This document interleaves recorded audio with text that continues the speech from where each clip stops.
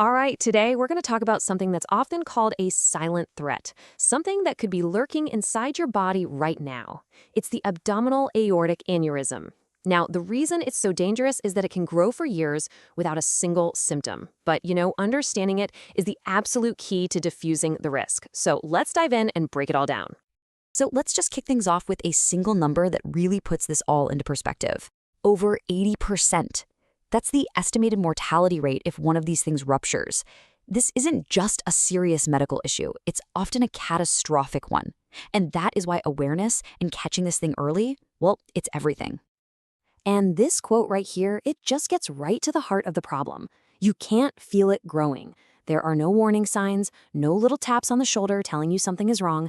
It's a problem that stays completely, totally silent, right up until the moment it becomes life-threatening. Okay, so what are we actually talking about here? What is this silent, dangerous bulge? Let's get into the nitty-gritty of what's happening inside your body's biggest and most important artery.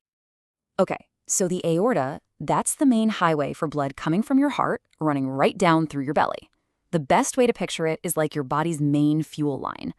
An abdominal aortic aneurysm, or AAA, is basically a weak spot, a dangerous bulge in the wall of that fuel line. It's a spot that's getting stretched thin, and you can imagine what happens if it gets too weak.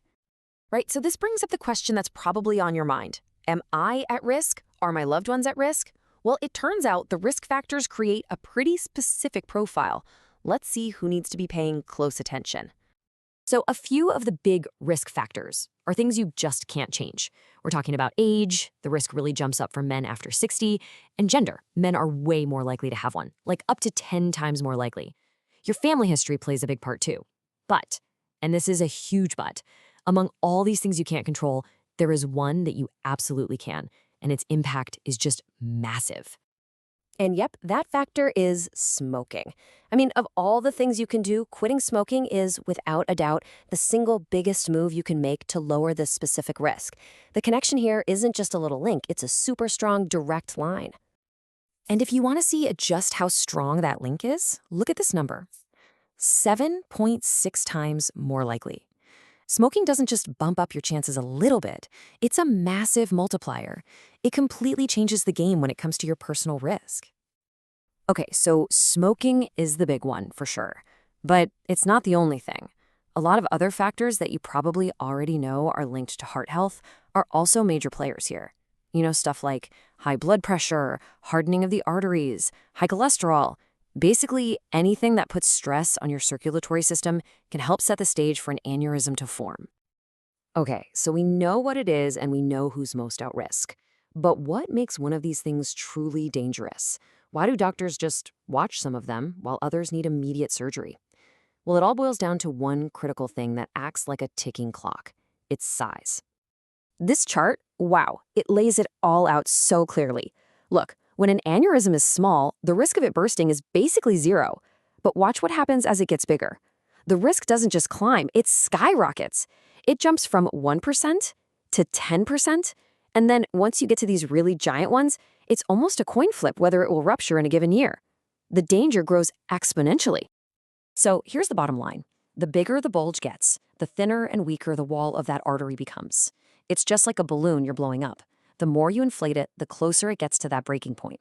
And that is why doctors are so obsessed with measuring and tracking its size.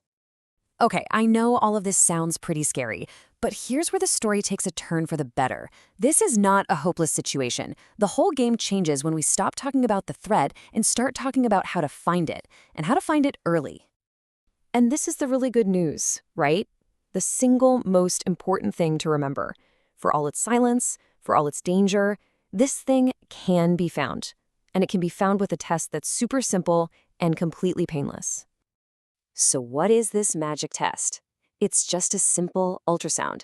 Yeah, seriously, it's the same exact technology they use to look at babies in the womb. There's no radiation, it doesn't hurt at all, and it's incredibly good at spotting an aneurysm. It's really that straightforward. All right, so the big question is, who should be proactive and ask their doctor about this? Well, the recommendations are pretty clear. The number one group is men aged 65 to 75 who have ever smoked, even if you quit decades ago. For them, a one-time screening is highly recommended. And then, anyone over 65, man or woman, with a close family member who's had an AAA should probably have that conversation too. So let's shift gears and talk about taking control, because you can. Whether we're talking about preventing one from ever forming or dealing with one that's already been found, the path forward is all about taking clear, decisive action. So for prevention or for managing a small aneurysm that's just being monitored, the game plan is really all about overall heart health. And at the top of that list, no surprise, is quitting smoking. That's the most important thing, period. After that, it's the stuff you probably already know is good for you: keeping your blood pressure in check, eating a healthy diet, and getting regular exercise. It all works together to keep that fuel line strong. But what happens if an aneurysm grows to that dangerous size we saw on the chart? Well, at that point, lifestyle changes aren't going to cut it anymore. A repair becomes necessary to prevent a rupture. And generally, there are two main ways doctors can fix it. So these two options are really different in their approach. On one hand, you have traditional open surgery. This is a big operation where surgeons literally go in and replace that weak, bulging section of the aorta with a strong synthetic tube. It's a really durable, long-term fix, but the recovery is tough. On the other hand, you have a less invasive option called EVAR. With this one, doctors make small incisions in the groin and thread a reinforced tube up inside the aorta. It basically relines the weak spot from the inside. Recovery is way faster, but it might need more checkups down the road. And it's so important to understand that there's no single best answer here. The decision is totally personalized. It's a detailed conversation you have with your surgeon, and they'll look at your age, your overall health, and the specific shape and location of your aneurysm to figure out the right path for you. So after all this, here's what it comes down to.